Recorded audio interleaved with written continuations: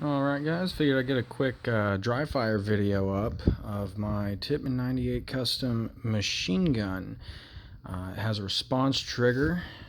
It's got a Cyclone fed box magazine, holds 1500 rounds, but like I said, this is just a dry fire. I've got a low pressure gauge. That is useful. If it gets too low, I'll know and it'll start malfunctioning like crazy.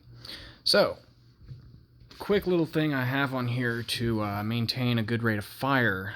The trigger itself, you can see one set screw. That gives me adjustable back travel, so it'll only go back far enough for the sweet spot on the response trigger. Up inside there, you can't really see, but it adjusts pre-travel, so it'll only go forwards far enough to reset the trigger. So let's just get cracking.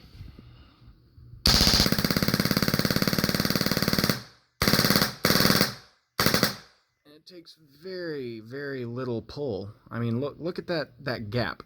That gap between the set screw and the trigger frame is all that has to clear to fire. That's all. That's all of it. And it'll maintain that rate of fire as long as I have air, so long as my little air pressure is around the 800 mark, and it usually stays around there. So yeah, is my baby. Is fucking gnarly. I love it.